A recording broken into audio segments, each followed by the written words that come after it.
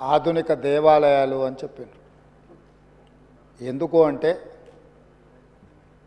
ప్రజలకు, సామాన్యులకు, పేదలకు, ముఖ్యంగా రైతాంగానికి దేవాలయం ఎంత పవిత్రమైనదో,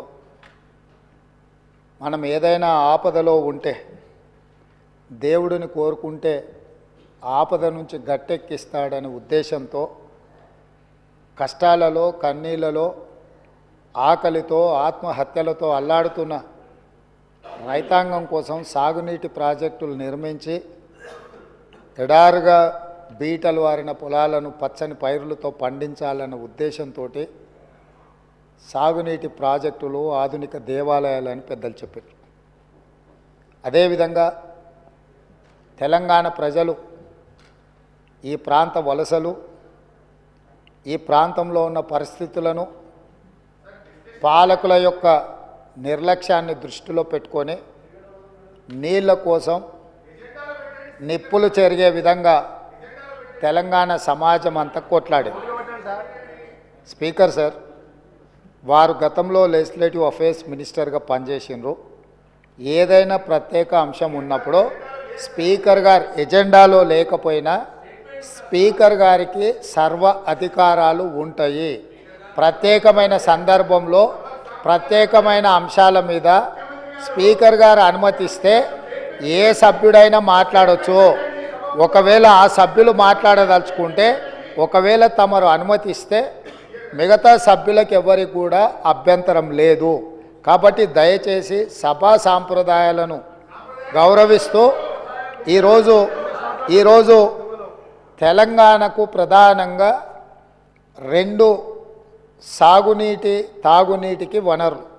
ఒకటి కృష్ణానది, కృష్ణా జలాలు, రెండు గోదావరి జలాలు. కృష్ణా జలాల మీద దాదాపుగా నిన్న తమరి అనుమతితోని కొంతమేరకు మనం చర్చించగలిగినాము. వాస్తవాలను ఈ రాష్ట్ర ప్రజలకు మనము చెప్పగలిగినాం. ఇక రెండవది గోదావరి జలాలు. గోదావరి జలాల మీద మీకు తెలుసు, ఆనాడు తమరు మంత్రిగా ఉన్నప్పుడే డాక్టర్ వైఎస్ రాజశేఖర రెడ్డి గారు, ఆనాడు పెద్దలు దేవేందర్ గౌడ్ గారు ఆదిలాబాదు నుంచి చేవెళ్ళ వరకు పాదయాత్ర చేసి తెలంగాణ ప్రాంతాన్ని సస్యశ్యామలం చేయాలి అని అంటే ప్రాణహిత చేవెళ్ళ నిర్మించాలి అని చెప్పి వారు పాదయాత్ర చేపట్టడం జరిగింది. ఆనాటి ప్రభుత్వం ఈ ప్రాంత ప్రజల యొక్క ఆలోచనను దృష్టిలో పెట్టుకొని ప్రాణహిత చేవెళ్ళ ప్రాజెక్టును ఆ రోజు ప్రారంభించడం జరిగింది.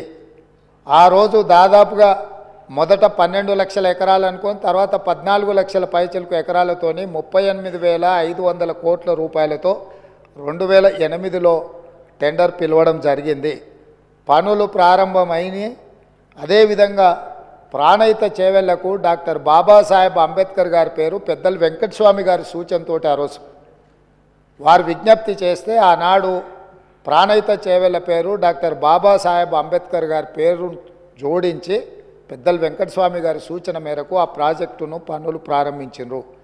తెలంగాణ రాష్ట్రం వచ్చే వరకు ప్రాణహిత చేవెళ్ళ పనులు ప్రారంభించి చేవెళ్ళలో మీకు తెలుసు 1000 కోట్ల రూపాయల పనులు జరిగినాయి. ప్రభుత్వం తెలంగాణ రాష్ట్రం వచ్చి ప్రభుత్వం మారినాక కొంతకాలానికి అధికారంలో ఉన్న వాళ్లకు రీడిజైనింగ్ అనే ఒక బ్రహ్మ పదార్థాన్ని కనిపెట్టారు. ఆ బ్రహ్మ పదార్థంతోనే తుమ్మిడిహెట్టి దగ్గర నిర్మించాల్సిన ప్రాజెక్టును వివిధ మార్పులకు, చేర్పులకు దారితీసి చివరికి మేడిగడ్డ, అన్నారము, సుందిల్ల ఇక్కడ బ్యారేజులు కట్టి మేడిగడ్డ నుంచి లిఫ్ట్ చేసి అన్నారంలో పోస్తాం, అన్నారంలో నుంచి లిఫ్ట్ చేసి సుందిల్లలో పోస్తాం, సుందిల్లలో నుంచి నీళ్లు లిఫ్ట్ చేసి మిడ్మానేరులో పోస్తాం, అక్కడి నుంచి మిగతా ప్రాంతాలకు నీటిని తరలిస్తామని చెప్పి ప్రాజెక్టు రీడిజైనింగ్ అని ఒక బ్రహ్మ పదార్థాన్ని కనిపెట్టి 38,500 కోట్ల రూపాయల అంచనాతో ప్రారంభమైన ఈ పనులను 1,47,000 కోట్ల రూపాయలకు పెంచింది అధ్యక్ష. అది కూడా పూర్తి డీటెయిల్ ప్రాజెక్ట్ రిపోర్ట్ ఉందంటే అది కూడా లేదు. ఇప్పటికీ 1,47,000 కోట్ల రూపాయలకు చేరింది. అది ఇంకా భవిష్యత్తులో పూర్తి చేయాలంటే 2.5 లక్షల కోట్లు అయిద్దా, ఎంత అవుతా ఇంతవరకు అంచనాలు వేయడానికి కూడా సాహసం చేసే పరిస్థితి లేదు. సరే అంచనాలు ఎట్లా పెంచిండ్రు, ప్రాజెక్టు రీడిజైనింగ్ ఎట్లా చేసిండ్రు, సాంకేతికపరమైన అంశాలేంది, సాంకేతిక నిపుణులు ఇచ్చిన ప్రాజెక్టు డిజైన్ ఏంది, దాని తర్వాత జరిగిన నిర్మాణం ఏంది, నిర్మాణం తర్వాత జరిగిన నిర్వహణ ఏంది, ఇవన్నీ ఒక్కెత్తైతే ఈరోజు మేడిగడ్డ బ్యారేజ్ అనేది కుంగిపోయింది అధ్యక్ష. కుంగిపోయినప్పుడు గతంలో ఉన్న ప్రభుత్వం ఏం చెప్పింది, బ్యారేజ్ కింద ఇసుక కదిలింది, ఇసుక కదిలితే ప్రాజెక్టు కుంగింది అని చెప్పిండ్రు అధ్యక్ష. నేను తమరి ద్వారా అడుగుతున్న అధ్యక్ష, ఇసుకలో పీక మేడలు కట్టిండ్రు అధ్యక్ష. ఇసుక కదిలేటట్ల ప్రాజెక్టు బ్యారేజు కట్టి 1000 కోట్ల రూపాయలు ఖర్చు పెట్టి ఈరోజు అది కుంగిపోయితే చుట్టూత పోలీసు పహారాలు, వాఘా బార్డర్లో కూడా అంత పోలీసు పహారాలు లేవు. అంటే భారత్ పాకిస్తాన్ సరిహద్దులో వాఘా బార్డర్ ఉంటుంది. అంటే పాకిస్తాన్లోకి వెళ్ళాలి అని అంటే అక్కడ మొత్తం శత్రు దుర్భేద్య విధంగా పహారాలు కాస్తుంటారు పోలీసులు, అక్కడ ఉండే ఆర్మీ. అంతకంటే